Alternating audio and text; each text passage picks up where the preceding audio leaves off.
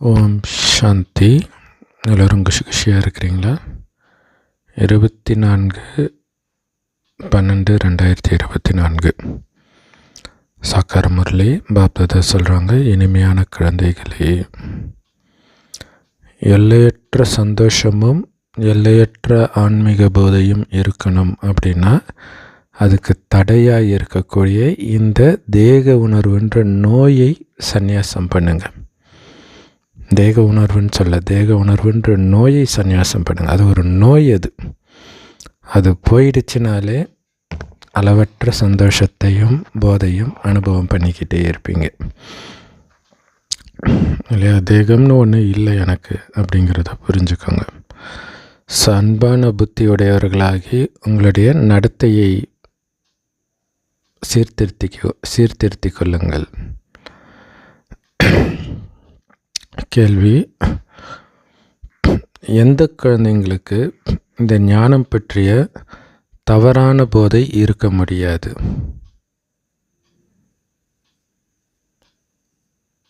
பதில்: இதில் பாருங்க, தேக உணர்வுன்ற நோய் போனதான் அன்பான புத்தி இருக்கும், நடத்தையும் தெய்வீகமாக மாறும், சந்தோஷமும் நிரந்தரமாக இருக்கும். எல்லாத்துக்கும் அங்கே அடிப்படை பார்த்திங்கன்னா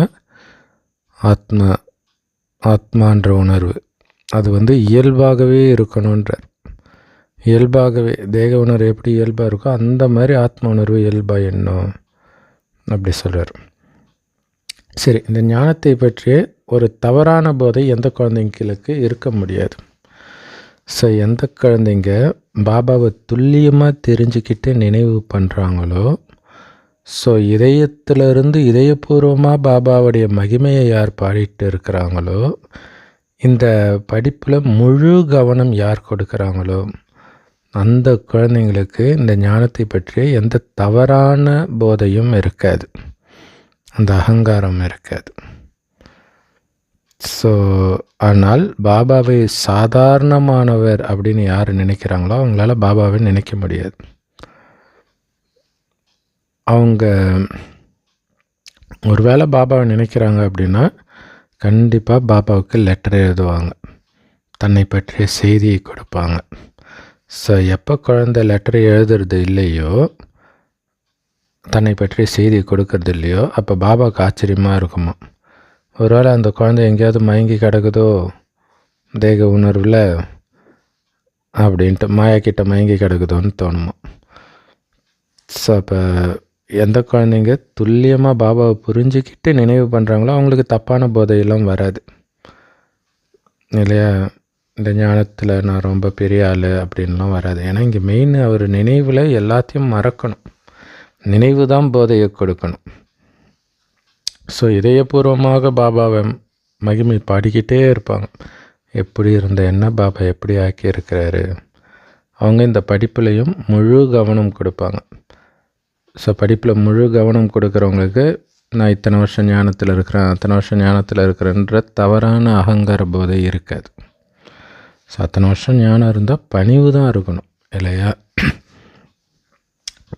இந்த படிப்பில் ஒரு வார்த்தையிலும் கவனம் கொடுக்குறவங்களுக்கு தவறான போதை இருக்காது அப்படின்னு பாபா சொல்கிறார். சாதாரணமாக புரிஞ்சிக்கும் பொழுது தான், ஏன்னா இவர் எப்படிப்பட்டவர், இவர் கொடுக்குற ஞானம் உலகத்தையே திருப்பி போடுது அப்படின்னா என்ன மாதிரி பாபா இவர். அவரை நீங்கள் சாதாரணமாக நினைச்சிங்கன்னா தான் அவரை நினைக்க மாட்டீங்க. அவரை பற்றி இப்போ தான் தெரிஞ்சிருக்கிறோம், இப்போ தான் நினைக்க முடியும் அப்படின்னா அவருடைய நினைவில் அவருடைய தொடர்புலேயே இருப்போம். லெட்டர் எதுவும் புத்தினால் அவர் கூட பேசிக்கிட்டே இருப்போம். அப்படி இல்லைன்னா அந்த குழந்தை, அது உண்மை தானே, பாபா கிட்ட பேசலை நினைக்கலனாலே புத்தி வேறு எங்கேயோ இருக்குதுன்னு அர்த்தம். ஓம் சாந்தி. பாபாவுக்கு குழந்தைங்களுக்கு புரிய வைக்கிறார். குழந்தைகளே, யாராவது புதுசாக வந்தாங்க அப்படின்னா அவங்களுக்கு 2 அப்பாவை பற்றிய அறிமுகத்தை கொடுங்க. ஒன்று, எல்லோருக்கும் தெரிந்த எல்லைக்குட்பட்ட தந்தை.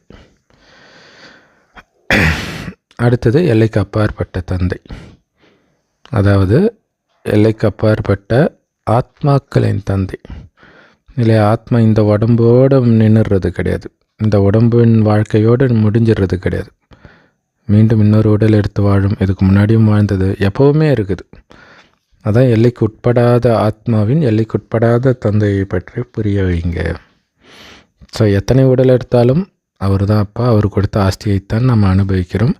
கடைசியிலே அனைத்தையும் இழந்து நிற்கும் பொழுது அவர் தான் வந்து அனைத்து ஆஸ்தியையும் நமக்கு கொடுக்கிறார்.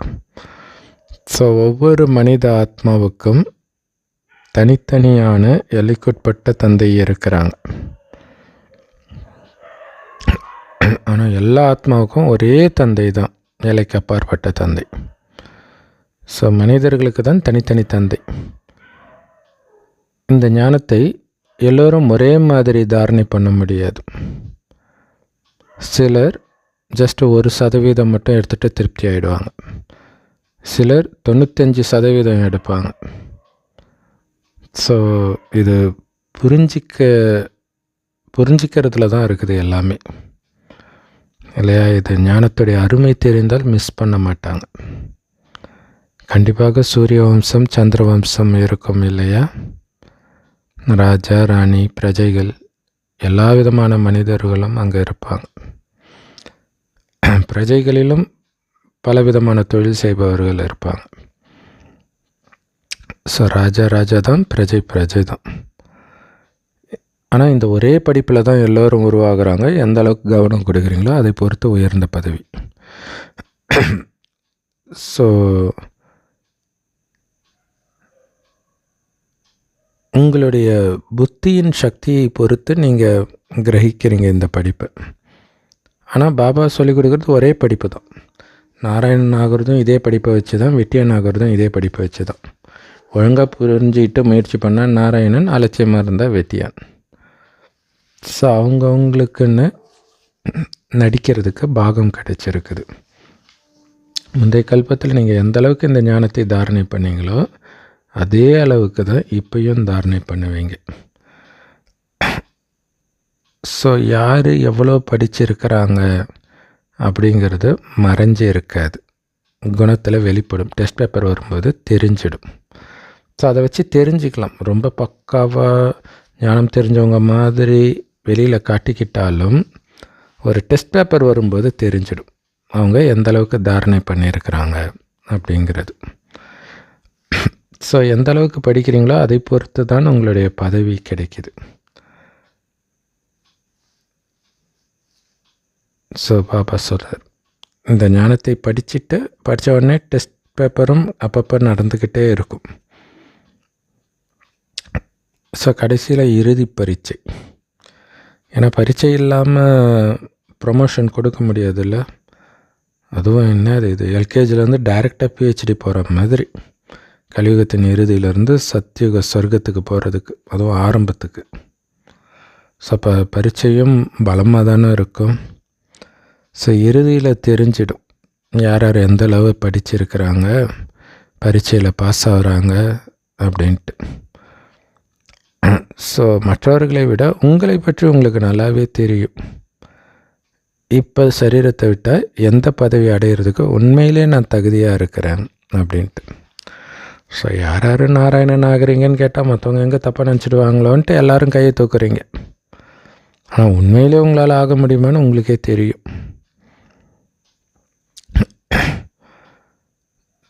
தெரிஞ்சே நீங்கள் கையை தூக்குறீங்க. இதுதான் முட்டாள்தனம்னு பாபா சொல்கிறார். ஸோ உலகியல் மாணவர்கள் கூட உங்களை விட புத்திசாலிகளாக இருக்கிறாங்க. அவங்களுக்கு தெரியும்ல, ஸ்காலர்ஷிப் வாங்குறதுக்கு யாருக்கு தகுதி இருக்குதுன்னா அவங்கவுங்களுக்கு தெரியும். நம்ம பாஸே ஆக மாட்டோம், நமக்கு எங்கே ஸ்காலர்ஷிப் கிடைக்க போகுதுன்ட்டு. ஸோ எந்தெந்த பாடத்தில் எவ்வளோ மார்க்கு எடுப்போம் அப்படிங்கிறத அவங்க புரிஞ்சிக்கிறாங்க.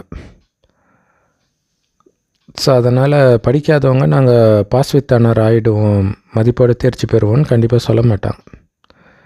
ஆனால் இங்கே சில குழந்தைங்களுக்கு அந்த அளவுக்கு கூட புத்தி இல்லை, அவ்வளோ தேக உணர்வு. நீங்கள் நாராயணன் மாதிரி ஆகிறதுக்காக வந்திருக்கிறீங்க. அப்போ உங்களுடைய நடத்தையும் அவங்கள மாதிரி ராயலாக தானே இருக்கணும். பாபா சொல்கிறாரு, சில குழந்தைங்களுக்கு பாபா மேலே அன்பான புத்தியே இல்லை. அதான் விநாசகால விபரீத புத்தின்னு சொல்கிறது. ஏன்னா பாபாவை துல்லியமாக அவங்க நேசிக்கிறது கிடையாது. பாபா குழந்தைங்களுக்கு புரிய வச்சிருக்கிறார் விநாசகால விபரீத புத்தினா என்ன அர்த்தம்ட்டு. இல்லை, இப்போ விநாசகாலம் தெரிஞ்சிடுச்சு, தெரிந்தும் பாபா மேலே அன்பு இல்லாமல் நடந்துக்கிறீங்க, பாபா நினைவு இல்லாமல் இருக்கிறீங்க அப்படின்னா அதான் விநாசகால விபரீத புத்தி. ஸோ குழந்தைகளால் உங்களாலேயே இதை ஃபுல்லாக புரிஞ்சிக்க முடியலன்னா மற்ற தர்மத்தை சார்ந்தவர்கள் என்ன புரிஞ்சுக்குவாங்க? ஏன்னா பாபாவை நினைக்கிறது இங்கே குப்தமான விஷயம். ஆனால் படிக்கிறது குப்தம் கிடையாது, அது தெரியும். படிக்கிறீங்களா இல்லையா முரளி கிளாஸை வச்சு அது தெரிஞ்சிடும். ஆனால் அது தாரணை பண்ணுறதுல கண்டிப்பாக வரிசை கிரமம் இருக்குது. ஸோ அதனால் எல்லோரும் ஒரே மாதிரி படிக்கிறீங்கன்னு சொல்ல முடியாது. ஸோ உங்களில் சிலர் இன்னும் குழந்தையாகவே இருக்கிறாங்க. அப்படிப்பட்ட எல்லையற்ற தந்தையை 3-4 மாதம் கண்டினியூஸாக நினைக்காம கூட இருக்கிறாங்க. இப்போ குழந்தை தானே, பாபா வந்திருக்கிறது கடவுள்கிட்டன்னு தெரியல உங்களுக்கு. ஏன்னா நீங்கள் பாபாவுக்கு ஒரு லெட்டர் கூட எழுதலை, நான் முன்னேறிட்டு இருக்கிறேன் பாபா, இந்த சேவையெல்லாம் பண்ணுறேன் பாபான்னு எழுதலைன்னா நீங்கள் பாபாவை நினைக்கிறீங்களா இல்லையான்னு பாபாவுக்கு எப்படி தெரியும்? இல்லையா? ஸோ அதே மாதிரி இப்போ பார்த்தீங்கன்னா சூக்ஷ்மாதனத்தில் பாபா இருக்கார். நீங்கள் சூக்ஷ்மாதனத்துக்கே வரலன்னா பாபா நினைக்கிறீங்களா இல்லையான்னு அவருக்கு எப்படி தெரியும்? ஏன்னா குழந்தைங்க மேலே பாபாவுக்கு அவ்வளோ அக்கறையும் கவலையும் இருக்குது.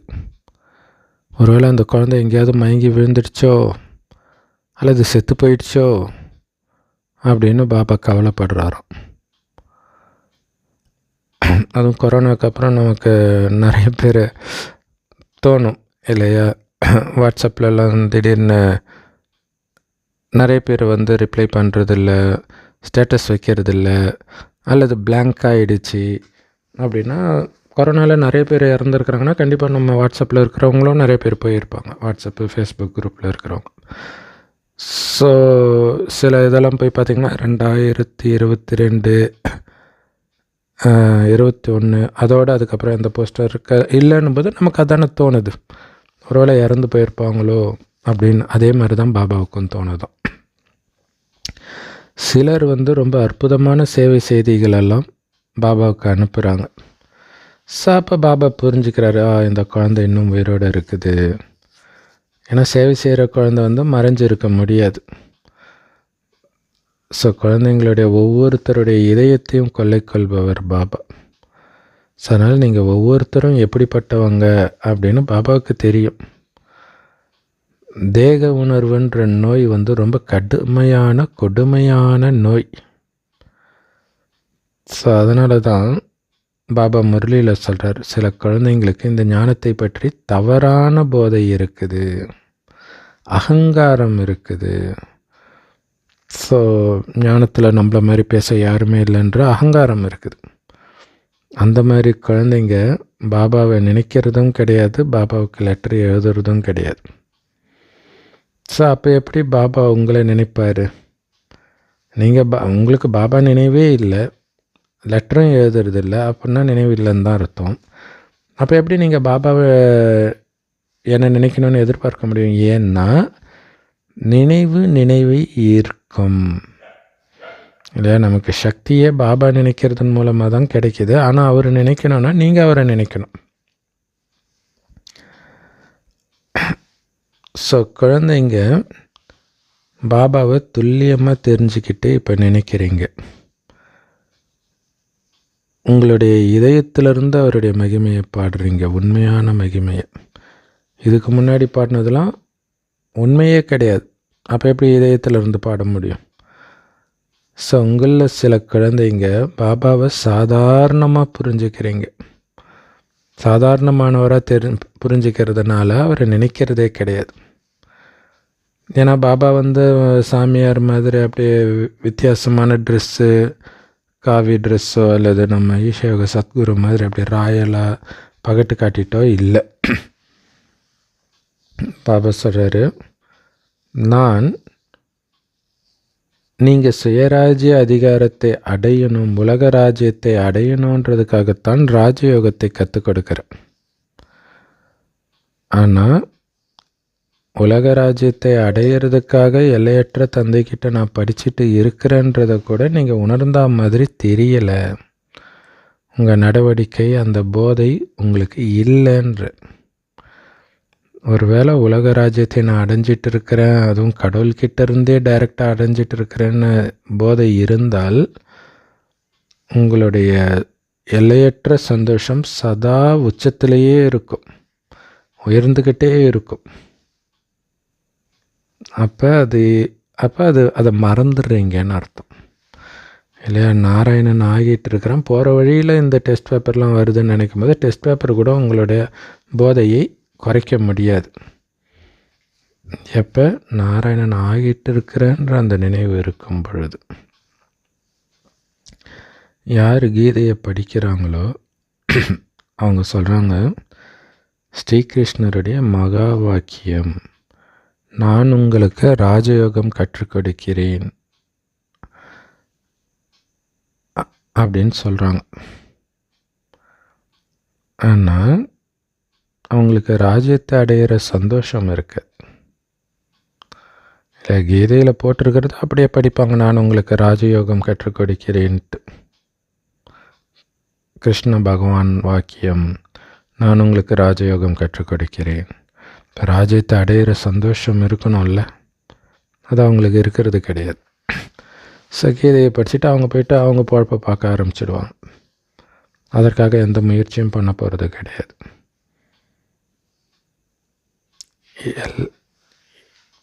எல்லையற்ற தந்தை நமக்கு இப்போ சொல்லி கொடுத்துட்டு இருக்கிறாரு அப்படிங்கிறது நம்முடைய புத்தியில் இருக்குது.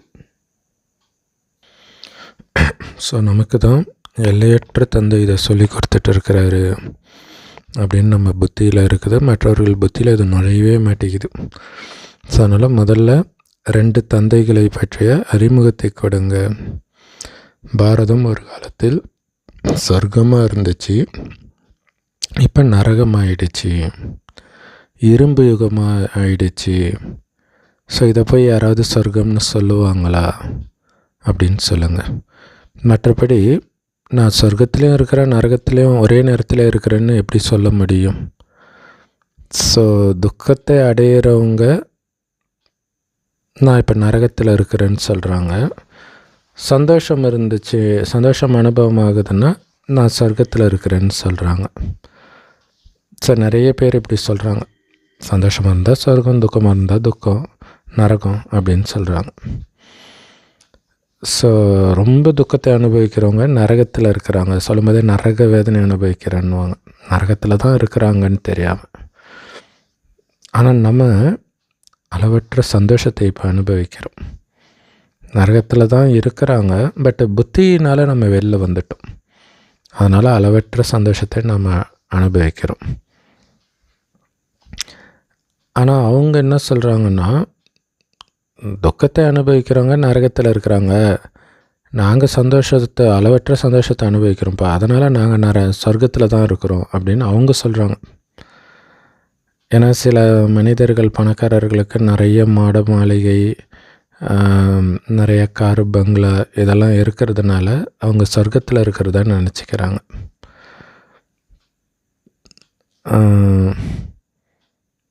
அவங்கள பொறுத்த வரைக்கும் சொர்க்கம், அதாவது தங்க யுகமும் இரும்பு யுகமும் ஒரே மாதிரியே இருக்குது. அதனால் நீங்கள் முதல்ல 2 அப்பாக்கள் பற்றிய விஷயத்தை புத்தியில் உட்கார வைங்கன்றார். இல்லை சொர்க்கம் நரகம்னு சொன்னால் கூட ஏற்றுக்க மாட்டுறாங்க, ஏன்னா எங்களுக்கு சொர்க்கமாக தான் இருக்குதுன்றாங்க. அதனால் 2 அப்பான்ற விஷயத்தை புரிய வைங்க. கடவுள் தான் எல்லாத்தையும் கொடுத்தார், அவர் ஆத்மாக்களின் தந்தை அப்படின்னு அப்பாவை பற்றிய அறிமுகத்தை கொடுங்க. ஸோ அவருடைய அறிமுகத்தை அவரே கொடுக்கிறார். அப்படி இருக்கும்போது அவர் எப்படி எங்கும் நிறைந்தவராக இருக்க முடியும்? உங்களுடைய லௌகீக தந்தை எங்கும் நிறைந்தவர்னு நீங்கள் சொல்ல முடியுமா? ஸோ படத்தை காட்டி அவங்களுக்கு புரிய வைக்கலாம்.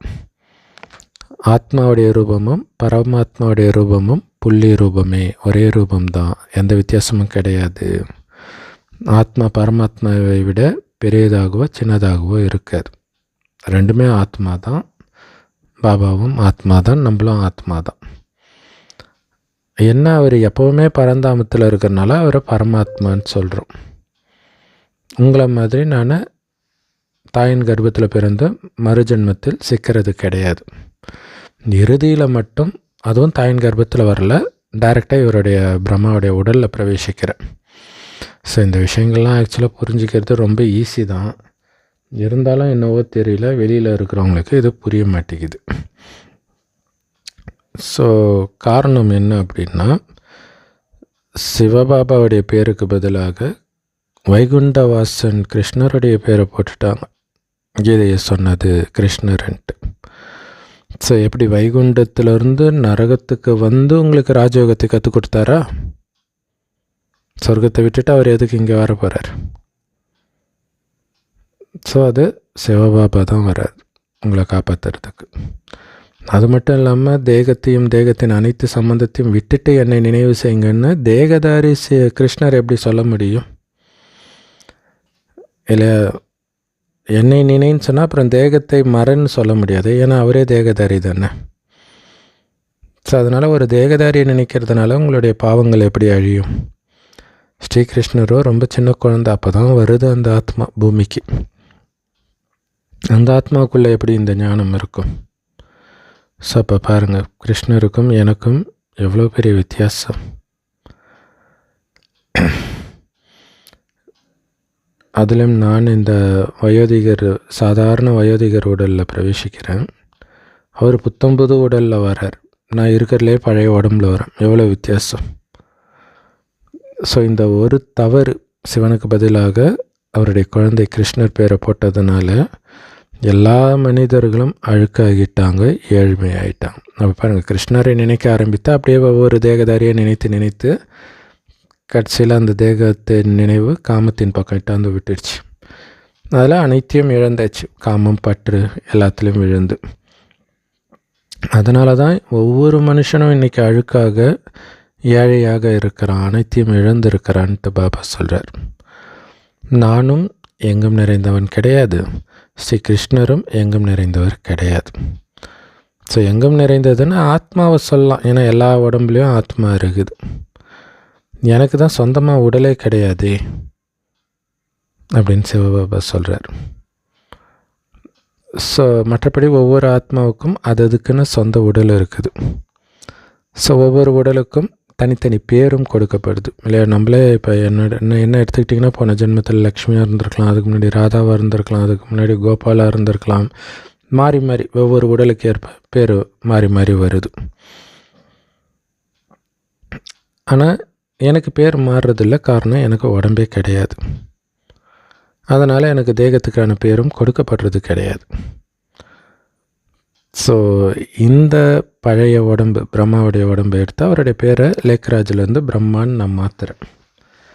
அது கூட என்னோடய பேர் கிடையாது, ஏன்னா நான் எப்போவுமே சிவனாக தான் இருக்கிறேன். அதான் சதாசிவன் அப்படின்னு சொல்கிறாங்க. சதா அவர் சிவனாகவே இருக்கிறார் அப்படிங்கிறதுனால. குணத்திலும் எந்த மாற்றமும் இல்லை, தோற்றத்திலும் எந்த மாற்றமும் இல்லை, எந்த உடலும் அவர் எடுக்கிறதும் கிடையாது. ஆனால் அப்படிப்பட்டவர் தான் அனைவருக்கும் சத்கதி வழங்குகிற வள்ளலாக இருக்கிறார். ஸோ அனைவருக்கும் சத்கதியை வழங்குகிற வள்ளல்னு ஒரு ஆத்மாவை நீங்கள் சொல்ல முடியாது. பரமாத்மாவை மட்டும்தான் அனைவருக்கும் சத்கதி வழங்குகிற வள்ளல். ஏன்னா அவர் தான் ஒருபொழுதும் துர்கதியை அடையிறது கிடையாது. மற்ற எல்லோரும், கிருஷ்ணர் உட்பட எல்லோருமே துர்கதியை அடையிறாங்க. ஸோ அவங்கள காப்பாற்றுறதுக்கு எப்பவும் துர்கதி அடையாத சிவபாபா வரார். ஸோ ஆத்மாக்கள் தான் துர்கதி அடையுது. ஆத்மாக்கள் தான் தன் தந்தை சிவபாபா கிட்டேருந்து சத்கதியும் அடையுது. ஸோ இந்த ஞானக்கடலை நீங்கள் கடைஞ்சிக்கிட்டே இருக்கணும், இதை பற்றி சிந்தனை பண்ணிக்கிட்டே இருக்கணும். அப்படி இல்லைன்னா உங்களால் எப்படி மற்றவர்களுக்கு இதை புரிய வைக்க முடியும்? இருந்தாலும் மாயை சாதாரண விஷயம் கிடையாது, ரொம்ப சக்திசாலியானது. அதனால் குழந்தைங்களுடைய புத்தியை போட்டு முன்னேறவே விட மாட்டேங்குது. வேறு எதையுமே சிந்திக்க விட மாட்டேங்குது இல்லையா? ஞானக்கடலை கடைய விடாமல் வேறு எதையாவது சிந்திக்க வச்சுட்டு இருக்குது. ஸோ அதனால் முழு நாளும் யாரை பற்றியாவது புரளி பேசியே சிலர் நேரத்தை வீணாக்கிடுறீங்க. ஸோ தந்தைக்கிட்டேருந்து உங்கள் புத்தியை வெளியேற்றுறதுக்காக மாயா உங்கள் மேலே அதிக சக்தியை பிரயோகப்படுத்துது. ஸோ பாருங்க, அப்போ மாயாவுடைய ஒரே வேலை என்ன தெரியுமா? உங்களை பாபா கிட்டேருந்து பிடிச்சி இழுக்கிறது தான், வேறு பக்கம் உங்கள் புத்தியை திருப்புறது தான். ஸோ அதனால் நீங்கள் பாட்டுக்கு எல்லாத்தையும் பாபா பார்த்துக்குவாருன்ட்டு பாபா நினைவிலே முழுகணும், அவ்வளோதான் உங்கள் வேலை. சில குழந்தைங்க துண்டிக்கப்பட்டுடுறாங்க, மாயா பிடிச்சி இழுத்து தூக்கி கடாசிடுது. காரணம் என்ன? பாபாவை அவங்க நினைக்கிறதில்ல. அதனால் அவங்களுடைய மனநிலை ஆடாமல் அசையாமல் இருக்கிறதில்ல, மாயா வரும்போது ஆடிடுறாங்க. ஸோ மீண்டும் மீண்டும் பாபா உங்களை எழுப்பி நிறுத்தி வைக்கிறாரு, ஆனால் திரும்ப திரும்ப மாயா ஒரு குத்தி உங்களை விழ வைக்கிது. ஸோ மெயின் காரணமே யோக பலம் கம்மியாக இருக்கிறது தான். பாபா சொல்கிறாரு, நீங்கள் ஒருபொழுதும் தோல்வி அடையக்கூடாது. ஸோ ஒவ்வொரு கல்பத்திலும் இந்த மேட்ச் நடக்குது, இதில் எதுவுமே புதுசு கிடையாது. நீங்கள் கண்டிப்பாக இறுதியில் மாயை வென்றவர்களாக ஆகிடுவீங்க. ராவண ராஜ்யம் முடிஞ்சு தான் ஆகணும், பிறகு நாம் புத்தம்புது உலகத்தில் ஆட்சி செய்வோம்.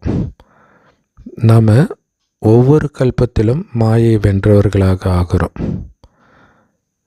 ஸோ எண்ணற்ற முறை புது உலகத்தில் நாம் ஆட்சி செஞ்சுருக்கிறோம். பாபா சொல்கிறாரு, உங்களுடைய புத்தியை நிரந்தரமாக பிஸியாக வச்சுருங்க, அப்போ நீங்கள் நிரந்தரமாக பாதுகாப்பாக இருப்பீங்க.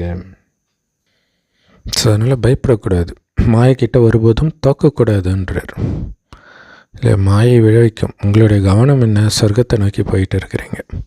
சுற்றி என்ன நடந்தால் என்ன, கண்டுக்காதீங்க. இதுதான் மெயின். இப்போ இப்படி இருக்கிறது தான் உங்களுக்கு 5000 வருஷம் எந்த பிரச்சனை வந்தாலும் கண்டுக்காமல் இருக்கக்கூடிய அந்த மனநிலை வரும்.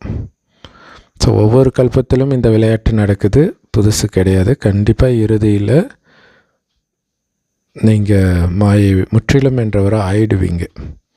ஸோ அது சதா ஞாபகம் இருக்கணும், நான் ஜெயிச்சிருக்கிறேன், கல்பமாக ஜெயிச்சிருக்கிறேன் அப்படின்ட்டு. ஏன்னா ராவண ராஜ்யம் கண்டிப்பாக முடிஞ்சு தான் ஆகணும், அப்போ தானே நீங்கள் புது உலகத்தில் ஆட்சி செய்ய முடியும். அப்போ ராவண ராஜ்யம் கண்டிப்பாக முடியும் அப்படின்னு அர்த்தம், ராவணனை கண்டிப்பாக நீங்கள் வெல்வீர்கள். ஸோ ஒவ்வொரு கல்பத்திலும் நாம் மாயை வென்றவர்களாக ஆகியிருக்கிறோம். எண்ணற்ற முறை அந்த புது உலகத்தை ஆட்சி செஞ்சுருக்கிறோம். ஸோ அதனால் நத்திங் நியூ, எதுவும் புதுசு இல்லை.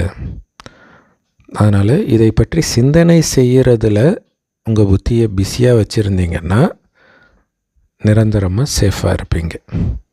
இல்லை, சொர்க்கத்துக்கு போயிட்டுருக்கிறேன், பல முறை ஜெயிச்சிருக்கிறேன், இது மைண்டில் ஓடிக்கிட்டே இருக்கணும். மாயை வரும், இது யுத்த மைதானம், அதுவும் ஞாபகம் இருந்துக்கிட்டே இருக்கணும். மாயெல்லாம் வராது, அது நினைக்கிறதுலாம் நெகட்டிவு அப்படின்னு நினச்சிங்கன்னா மாட்டிக்குவீங்க. ஸோ அதனால் இதை பற்றி சிந்தனை பண்ணிக்கிட்டே இருந்தீங்கன்னா மாயை வரும்போது நீங்கள் அழகாக அதை ஜெயிச்சிடுவீங்க. மாயைன்னு நீங்கள் கண்டுபிடிச்சிட்டாலே அமைதியாகிடுவீங்க. கண்டுபிடிக்காதப்போ தான் பதறுவீங்க, சண்டை போட்டுட்டு வாதம் பண்ணிவிட்டு நேரத்தை வீணாக்கிட்டு இருப்பீங்க. ஸோ இதுக்கு பேர் தான் ஸ்வதர்ஷ்ண சக்கரதாரின்னு சொல்கிறது. இல்லை, சுயம் ஆத்மாவாகிய நீங்கள் பல கோடி முறை மாயை வென்று புது உலகத்தில் ராஜ்யத்தை அமைச்சிருக்கிறீங்கன்றத சதா மனதுக்குள்ளே சுற்றிக்கிட்டே இருக்கணும். இதில் எந்த இம்சையும் கிடையாது. இதை மனதில் சுற்றுறதுனால யாருக்காவது துக்கம் வருதா? நீங்கள் துக்கத்துலேருந்து விடுபடுறீங்க, அவ்வளோதான். ஸோ பிராமணர்களாகிய உங்களை மட்டும்தான் ஸ்வதர்ஷ்ண சக்கரதாரின்னு சொல்ல முடியும், தேவதைகளை சொல்ல முடியாது. ஆனால் சில சமயம் சுற்றுறீங்க, சில சமயம் சுற்ற மாட்டுறீங்க. அதனால் அதை தேவதைகள் கையில் ஸ்வதர்ஷ்ண சக்கரத்தை கொடுத்துட்டாங்களே தவிர உண்மையிலே ஸ்வதர்ஷ்ண சக்கரதாரிகள் பிராமணர்களாகிய நீங்கள் தான்.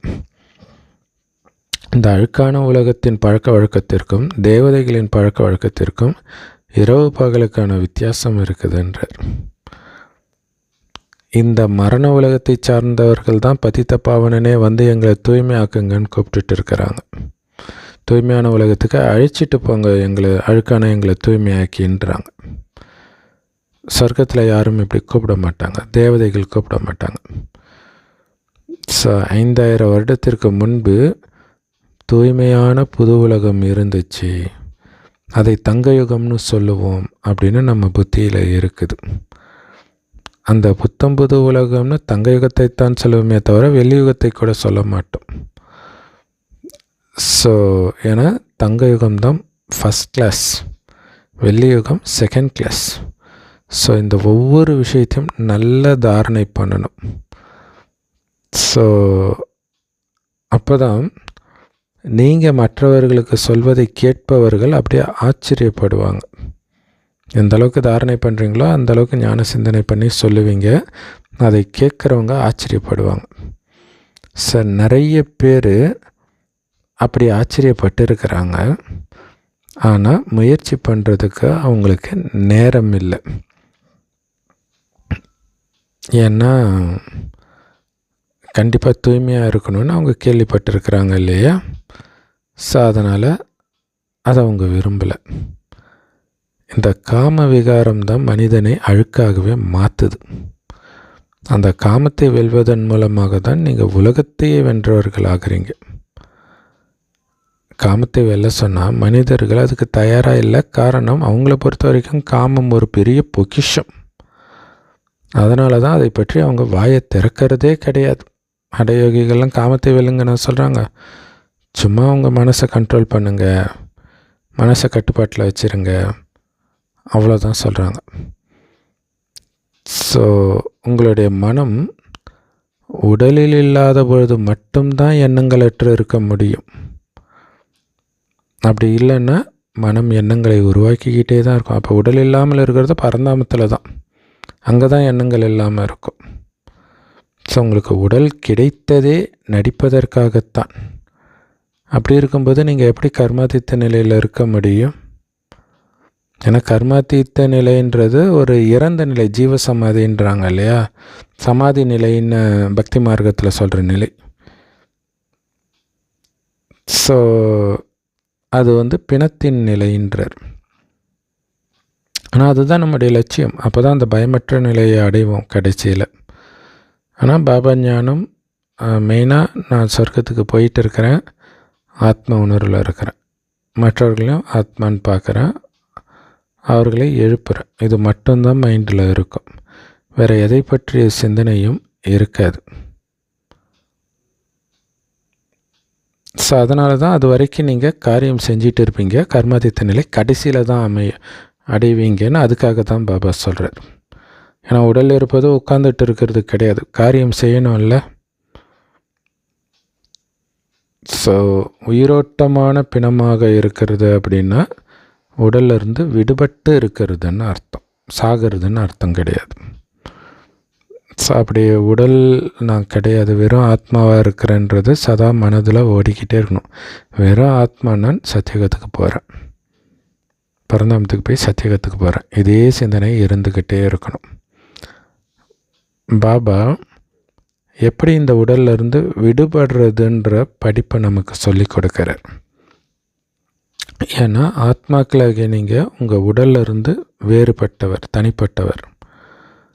ஆத்மா தான் நீங்கள், உடல் உங்களுடையது, அது நீங்கள் கிடையாது.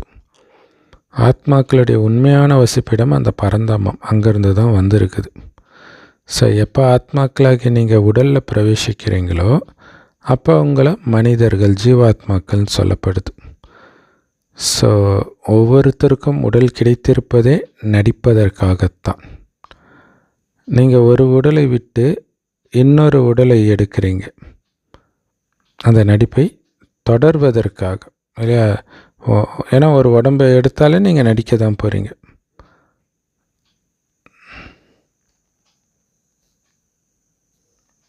நமக்கு உடல் கொடுக்கப்பட்டு இருப்பதே நடிப்பதற்காகத்தான். ஒரு உடலை விட்டு இன்னொரு உடலை எடுத்து மீண்டும் நடிக்க தான் செய்கிறீங்க, வேறு பாட்டு நடிப்பீங்க. எப்போ உடலில் இருந்து ஆத்மா விடுபட்டு இருக்குதோ அப்போ தான் அதுக்கு அமைதி கிடைக்கும், அதாவது ஓய்வு.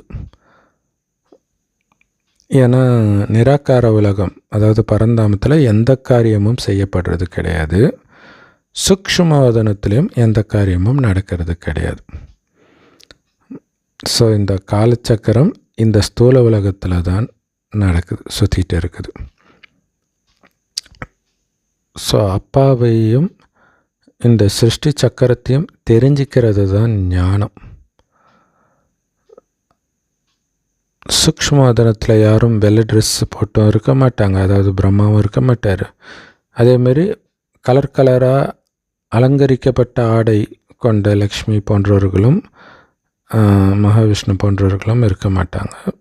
சங்கரும் இருக்க மாட்டாங்க, பாம்புனால் அலங்கரிக்கப்பட்ட சங்கரும் இருக்க மாட்டாங்க. ஸோ பிரம்மா விஷ்ணுடைய ரகசியத்தை பாபா புரிய வச்சுக்கிட்டு தான் இருக்கிறார். ஸோ பிரம்மா இங்கே தான் இருக்கிறாரு. அதேமாதிரி விஷ்ணுவுடைய இரட்டை ரூபம் லக்ஷ்மி நாராயணனும் இங்கே தான், இதே ஸ்தூல உலகத்தில் தான் அவங்க ராஜ்யம் நடக்கும். ஸோ மற்றபடி அந்த சூக்ஷ்மவதனம் காட்சி காட்டுறதுக்காக நாடகத்தில் பதிவாகி இருக்குது. உங்களால் இந்த கிரிமினல் கண்கள் மூலமாக சுத்தமான எதையுமே பார்க்க முடியாது அப்படின்னு பாபா சொல்கிறார். ஸோ அப்போ கிரிமினல் கண்கள்னால் பார்க்க முடியாது அப்படின்னாலே நமக்குள்ளே இருக்கக்கூடிய காமம் ஃபுல்லாக அழிச்சிட்டா தான் அந்த மாதிரி காட்சிகள் நம்மளால் பார்க்க முடியும். அதுவும் இந்த ஊனக்கண்ணால் பார்க்க முடியாது, அது திவ்ய திருஷ்டியின் மூலமாகத்தான் பார்க்க முடியும் அப்படின்னு பாபா சொல்கிறார். நல்லது. ஸோ இனிமையான பாப்தாதாவுக்கு இனிமையான அன்பு நினைவுகள் மற்றும் காலை வணக்கம். பாப்தாதா சொல்கிறாங்க, நிரந்தரமாக நீங்கள் பாதுகாப்பாக இருக்கணும் அப்படின்னா உங்களுடைய புத்தியை இந்த ஞான கடலை கடையிறதுல பிஸியாக இருங்க, சேவையில் பிஸியாக இருங்க, சுதர்ஷன சக்கரதாரி ஆகுங்க, பிறரை பற்றி பேசி உங்கள் நேரத்தை வீணாக்காதீங்க. ஏன்னா அதுக்கான நேரம் இது இல்லை. முழுக்க முழுக்க பாபா நினைவுலேயே இருக்கிறது, ஞானத்தை சிந்தனை பண்ணிக்கிட்டே இருக்கிறது, சுதர்ஷன சக்கரத்தை சுற்றிக்கிட்டே இருக்கிறது, இதுலேயே மைண்டை பிஸியாக வச்சுருக்க ஆன்மீக வருமானம். ஸோ பாபா நடத்துகிற இந்த படிப்பை படித்து உங்கள் உடலிலிருந்தும் விடுபட்டவர் ஆகுங்க. மாயாவின் வேகத்திலிருந்து உங்களை பாதுகாத்துக்கணும் அப்படின்னா உங்களுடைய நிலையை ஆடாத அசையாததாக மாற்றிக்கணும், பாபாவுடைய நினைவில் நிரந்தரமாக இருந்து.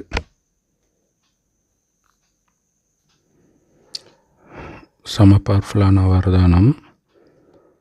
பிரம்ம பாபா எப்படி தன்னுடைய லட்சியத்தை லட்சணத்தில் வெளிப்படுத்தினாரோ அதே மாதிரி நீங்களும் அனைவருக்கும் சகயோகம் கொடுத்து ஒரு பிரத்யக்ஷமான உதாரணம், கண்கூடான உதாரணமாக மாறுங்கள். பிரம்ம பாபா மாதிரியே. அதில் லக்ஷ்மி நாராயணன் அவர் எப்படி ஆவார், அவருடைய நடத்தை பார்க்கும்போது அவர் ஆவார்னு தெரிஞ்சதில்லை, அதே மாதிரி நீங்களும் ஆகி காட்டுங்க. ஸோ அப்படி மற்றவர்களுக்கு லக்ஷ்மி நாராயணன் ஆகிறவங்க எப்படி இருப்பாங்கன்றதுக்கு தன்னையே ஒரு கருவியாக முன்னுதாரணமாக வச்சார். தன்னுடைய லட்சணங்களை லட்சணத்தில் எப்போவுமே எடுத்துகிட்டு வந்தார். லட்சணத்தில் அது தெரிஞ்சுது, முகத்தில், நடத்தையில், பார்வையில், எல்லாத்துலேயும். ஸோ யார் முதல்ல செய்கிறாங்களோ அவங்க தான் அர்ஜுனன் இல்லையா? ஸோ அதனால் அனைத்தையும் முதல்ல செய்து அவர் நம்பர் 1 இடத்துக்கு வந்தார். ஸோ அதே மாதிரி நீங்களும் பிரம்மா பாபாவை ஃபாலோ பண்ணுங்கள். ஸோ வாழ்க்கையில் எந்த காரியம் செய்தாலும் குணமூர்த்தியாகி செய்யுங்க. இல்லை எந்த நேரம் உங்கள் முகத்தை பார்த்தாலும் அது ஒரு சிரிச்ச முகமாகவே இருக்கணும். ஸோ அதுமாதிரி நிரந்தரமாக குணங்களின் சொரூபமாக நீங்கள் இருக்கணும். ஒரு பிரத்யக்ஷமான முன்னுதாரணமாக இருக்கணும். அதன் மூலமாக உங்களுடைய சகயோகத்தின் மூலமாக ஈஸியாக அவங்க அந்த குணத்தை தாரணை பண்ணணும்.